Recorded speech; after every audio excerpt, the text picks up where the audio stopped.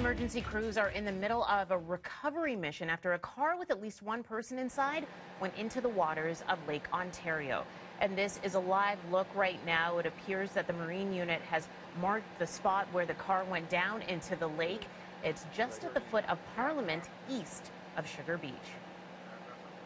Now, it happened at about 10:30 last night. A bystander jumped into the water to try to help, but was unsuccessful. That bystander was safely rescued from the water. Police aren't sure how it happened, but one witness believes that he saw the car moments before it hit the water.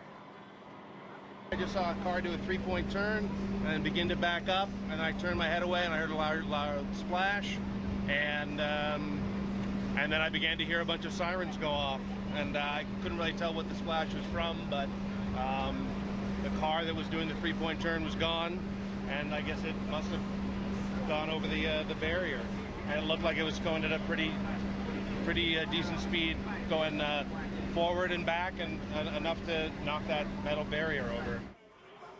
The police marine unit is using an underwater camera to pinpoint the location of the vehicle. Come daylight, divers will be going down into the water. Well, two separate stabbings have sent two men to hospital with life-threatening injuries. The first involving a fight outside of a bar at Bloor West and James Street. A man in his 40s now in custody, but there's no word yet on any charges. The second incident was at an apartment building on Maybell Avenue. That is near Dundas and Cordova Avenue. Happened around 11 o'clock last night. There is no suspect description at this time.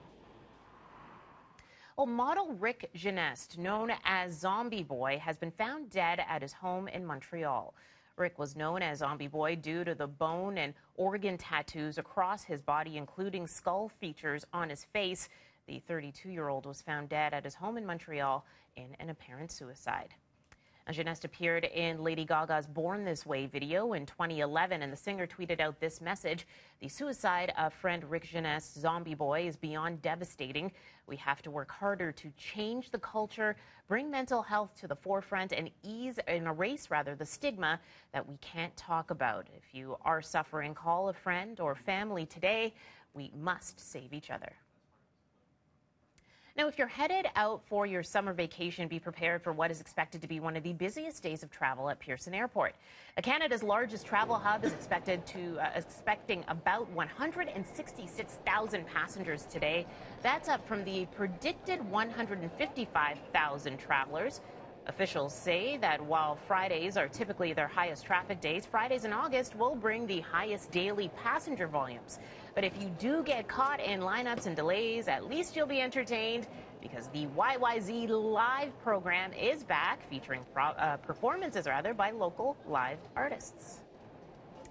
And it is a busy weekend if you're sticking around the city. The Civic Holiday gives most of us the day off, at least on Monday. Government offices, municipal buildings, as well as banks, they are closed on Sunday and Monday. The TTC will run on a holiday schedule. Go Transit will run on a Saturday schedule. You can still grab some alcohol with some beer stores and LCBO locations that will be open. Many tourist attractions will also be operating. For a full list of what's open and closed, you can head to our website, citynews.ca. And we'll send things down to Frank and Roger next.